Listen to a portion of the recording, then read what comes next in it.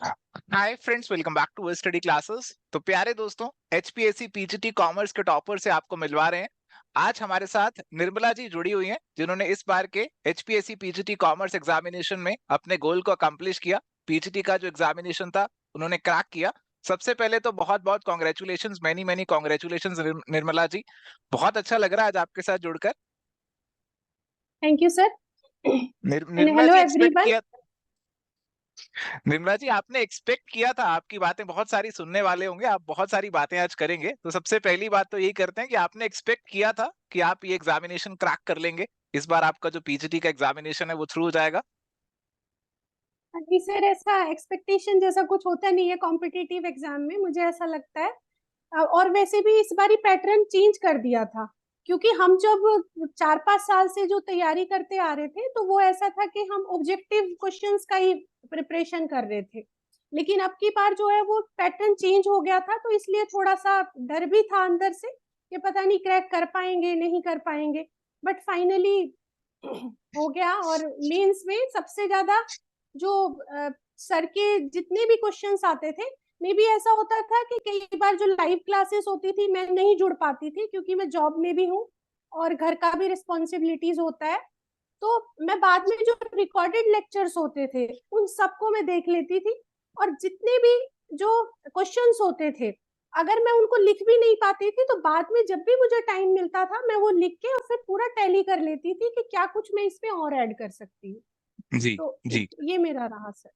Okay, तो जैसे आपने बताया कि सारा पैटर्न भी चेंज हो गया, बहुत लंबा प्रोसेस रहा था एग्जामिनेशन का, बीच में पोस्टपोनमेंट भी काफी देखने को मिली। तो ये पूरे सिनेरियो के दौरान आप कैसे अपने आप को मोटिवेट रखती थी कि मेरे को नहीं, अभी पढ़ाई करनी है, प्रिपरेशन करनी है? क्योंकि काफी सारे लोग, क्या होता है, जब पोस्टपोनमेंट वगैरह हो जाती है तो ढीले पड़ जाते हैं। तो आप कैसे अपने आप को मोटिवेट रखते थे कि नहीं, मेरे को प्रिपरेशन करना है? हाँ जी सर, ये तो है, बहुत ज्यादा फ्रस्ट्रेशन में रहता था कि पता चलता था कि अभी नेक्स्ट स्टेप पता नहीं हो पाएगा या नहीं हो पाएगा। लेकिन मेरे लिए जो सबसे पॉइंट रहा कि मुझे ये करना है, क्योंकि एचपीएससी असिस्टेंट प्रोफेसर का भी कोई रिक्रूटमेंट आ नहीं रहा था, मैं उसका कंसिस्टेंटली उसका भी प्रिपरेशन कर रही थी। तो इसका ये था कि मुझे ये क्रैक करना है कैसे भी। तो अ, इतनी सारी सोशल मीडिया पे जितनी भी बातें चलती रहती थी उन सबको ना देख के मैं अपना प्रॉपर टाइम निकाल के जितना भी मुझे मिल पाता था, चाहे 2 घंटे चाहे 3 घंटे, ऐसा नहीं होता था कि मैंने कोई 14-15 घंटे पढ़ाई की है, ऐसा नहीं था। 2 घंटे, कभी 3 घंटे, कभी ज्यादा टाइम मिल जाता था तो उस हिसाब से। और मैं कॉन्टिन्यूअसली अपना कंसिस्टेंटली प्रिपेयर करती रही। जी जी, बिल्कुल जैसा आप बता रहे हैं, कंसिस्टेंसी इज द की। और मेरे अगले सवाल का आंसर इन्होंने ऑलरेडी दे दिया है कि कितने घंटे पढ़ाई करते थे। तो जितना समय मिल पाता था उतना समय पढ़ाई कर रहे थे। अब आप जैसे बता रहे हैं कि जॉब थी, फैमिली की रिस्पॉन्सिबिलिटीज थी, तो काफी सारे फीमेल एस्पिरेंट शायद आपको भी सुन रहे होंगे और वो भी जानना चाह रहे होंगे कि कैसे आप मैनेज करते थे अपनी फैमिली रिस्पॉन्सिबिलिटीज को, अपनी जॉब को, और कैसे पढ़ाई के लिए टाइम आप निकाल लेते थे। तो उसके बारे में अगर आप थोड़ा कुछ बता पाए। हाँ जी सर, मैं कॉन्ट्रेक्चुअल पोजीशन पे जो फर्स्ट गवर्नमेंट स्किल यूनिवर्सिटी है इंडिया की, श्री विश्वकर्मा, वहां पर मैं as an skill assistant professor working भी हूँ। तो मैं हमेशा से, मुझे 5 इयर्स का एक्सपीरियंस है, तो मैं हमेशा से ऐसा करती थी कि तब कभी भी स्टूडेंट्स को जब मैं क्लास में पढ़ाने जाती हूँ तो मैं बुक्स में से नहीं पढ़ाती, रीड करके कभी नहीं पढ़ाती थी। पहले अपना टॉपिक पूरा अच्छे से प्रिपेयर करके जाती थी खुद को, और तब वहां जाके पढ़ाती थी। तो बहुत सारे टॉपिक्स जब हम पढ़ाते हैं तो हमें खुद से ही आ जाते हैं फिर। और फिर जी बस एक लिखने का प्रैक्टिस थोड़ा करना पड़ता था। तो उसमें सर आपका बहुत बड़ा वो रहा कि बहुत सारी छोटी छोटी चीजें मैंने सीखी, जैसे कि जब हम क्वेश्चन लिखते हैं तो किसी पर्टिकुलर टॉपिक में एक पूरा स्ट्रक्चर तैयार करना कि हमें हम्म। कितना लिखना है। और दूसरा जी कीवर्ड्स को पकड़ना कि अगर ये क्वेश्चन आता, क्योंकि इतना कोई भी नहीं कर सकता कि सारे क्वेश्चंस हम लिख सकते हैं, क्वेश्चन कुछ भी आ सकता है। जी लेकिन हमें ये करना पड़ता है कि अगर ये क्वेश्चन आता है इस पर्टिकुलर टॉपिक से तो हमें क्या कीवर्ड इसमें यूज करना है और हमें क्या इसमें स्ट्रक्चर रखना है। ये जी मेरा अप्रोच होता था सारा। जी जी जी। तो ये मैं चलिए। स्टूडेंट्स को क्लास में पढ़ाने जाती थी तभी भी यही माइंड में होता था मुझे। ठीक है। जी बिल्कुल, काफी अच्छी अच्छी बातें आप बता रहे हैं कि जब हम खुद सीखते हैं, खुद कर पढ़ाते हैं, तो फिर काफी सारी चीजें ऑटोमेटिकली क्लियर हो जाती हैं। अभी जो लंबा प्रिपरेशन, हमारा जो टाइम रहा, इतना लंबा हमारा जो एग्जामिनेशन है चला, बीच बीच में कभी ऐसा भी होता था कि सेल्फ डाउट आ जाता था कि पता नहीं होगा या नहीं होगा? कई बार ऐसा लगता था कि अरे बस छोड़ दो ये एग्जामिनेशन को, अभी नहीं करते और तैयारी। तो ऐसा भी कभी कोई सिनेरियो आया था? और उस समय कैसे आपने अपने आप को संभाला, और आपकी फैमिली का इसके अंदर क्या रोल रहा, क्या सपोर्ट रहा? सर ऐसा तो रोज ही लगता था क्योंकि ऐसे न्यूज आ जाती थी कि अभी इस पे कोई केस आ गया है, तो अभी लगता था इसको छोड़ ही दो बस। लेकिन फिर बाद में इसमें मेरे हस्बैंड का बहुत बड़ा सपोर्ट रहा सर मुझे। और मेरे हस्बैंड ने, नहीं तैयारी करते रहो, कोई बात नहीं, हो जाएगा तो ठीक है, अदरवाइज तो आप ऑलरेडी एक अच्छी जॉब में तो हो ही। बट ये था सर कि रेगुलर पोस्ट का एक अलग वो रहता है। तो लगी रही मैं, मतलब जैसे भी कि जो भी था कि ये था कि हाँ ठीक है, अगर एग्जाम होगा तो बाद में ये ना सोचना पड़े कि हमने पढ़ाई नहीं की। जी। ये सोच के मैं थोड़ा थोड़ा जितना भी टाइम मिलता रहा अपने आप को प्रिपेयर करती रही, छोड़ा नहीं मैंने। जी, जी, जी, जी। बिल्कुल, कहते हैं बूंद-बूंद से घड़ा भरता है, और आपने जो छोटी-छोटी पढ़ाई करी और वही अल्टीमेटली आपके एग्जामिनेशन में सक्सेस दिला गई।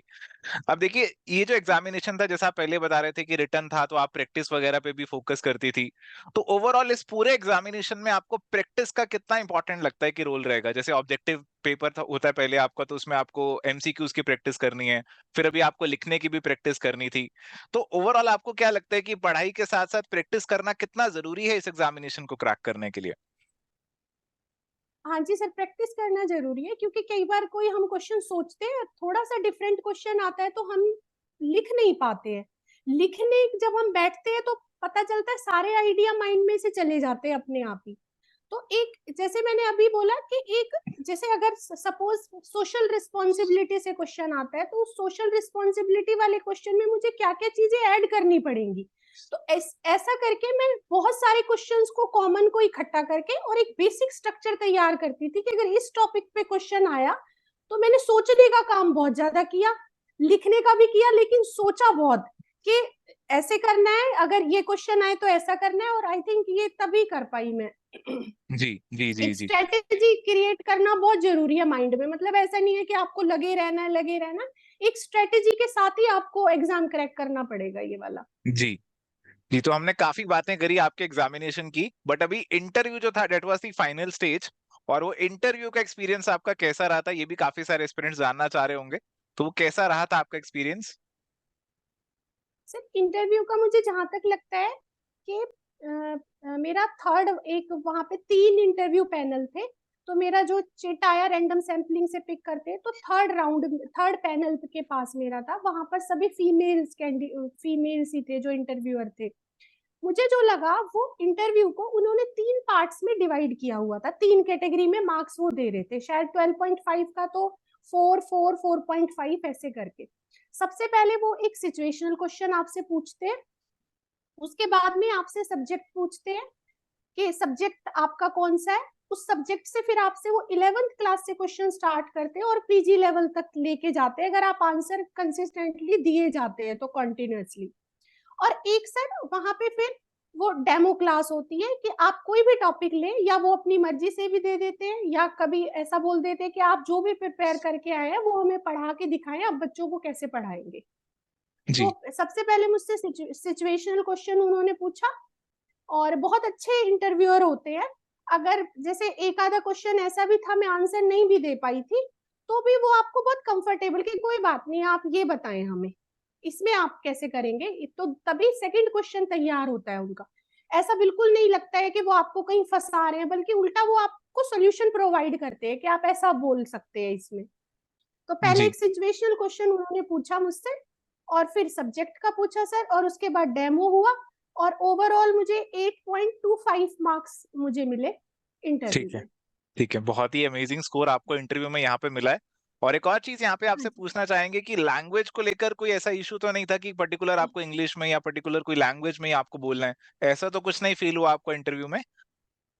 नहीं सर, वो उल्टा ये चाहते हैं कि हम हिंदी में बोले, ओके। क्योंकि अ, हाँ जी सर, क्योंकि मैं वैसे बोथ लैंग्वेजेस में कंफर्टेबल हूँ, तो मैंने वहां पे वो यही बोलते हैं कि आप अपना थोड़ा सा लेवल नीचे रखो, क्योंकि आपको वहां जाके गवर्नमेंट स्कूल में पढ़ाना है, तो वहां पे अगर आप इंग्लिश में बोलते रहेंगे और बच्चे समझ ही नहीं पाएंगे, तो फिर ऐसे इंग्लिश का भी तो कोई फायदा नहीं है। तो जी। आपको बायलिंगुअल आप हो सकते हैं, हाँ बायलिंगुअल मेरा पूरा इंटरव्यू रहा। और मैंने इवन के जो डेमो क्लास भी थी वो भी उन्होंने बोला हिंदी में पढ़ा के दिखाइए आप। जी। तो मेरा हिंदी में ही था पूरा interview. Okay okay okay okay. चलिए, बहुत अच्छा लगा आपसे बातें करते हुए। अभी आपसे जानना चाहेंगे फाइनल टिप्स, अगर आप कुछ देना चाहें जो फ्यूचर एस्पिरेंट्स होंगे, पीजीटी एग्जाम्स की तैयारी कर रहे हैं, इस एग्जामिनेशन को एस कर रहे हैं, तैयारी कर रहे हैं, तो उनके लिए क्या फाइनल टिप्स या फाइनल सजेशंस आपकी तरफ से रहने वाली हैं?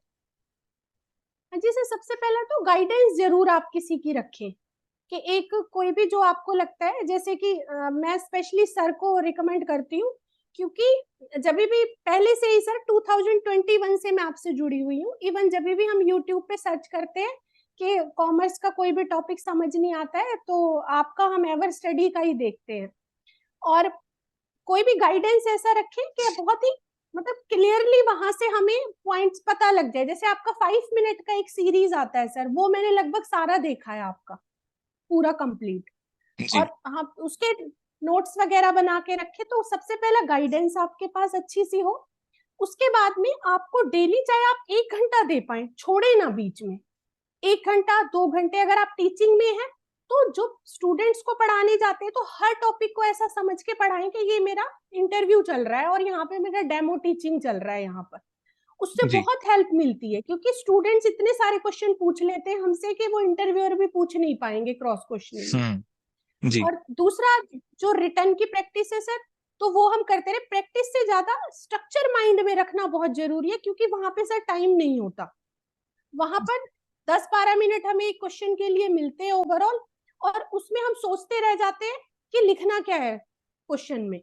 तो एक जी। स्ट्रक्चर अगर हमारे माइंड में होता है कि ये क्वेश्चन वहां से आया है, पहले ये मीनिंग हो गया, डेफिनेशन, और कीवर्ड्स को पकड़ ले कि ये पर्टिकुलर अगर अकाउंट्स के ऊपर क्वेश्चन आया है, तो इसमें कौन सा कीवर्ड हमें यूज करने पड़ेंगे, क्योंकि एग्जामिनर मुझे लगता है शायद कीवर्ड्स को पकड़ के ही मार्क्स देते हैं। और बाकी जी। क्योंकि कॉमर्स है तो अकाउंटेंसी में प्रैक्टिकल की भी सर प्रैक्टिस बहुत जरूरी होती है। मैं ओवरऑल 15 क्वेश्चंस में से 2 क्वेश्चन मैंने प्रैक्टिकल अटेम्प्ट किए थे, जी। और बाकी 13 क्वेश्चन मेरा थ्योरी का था।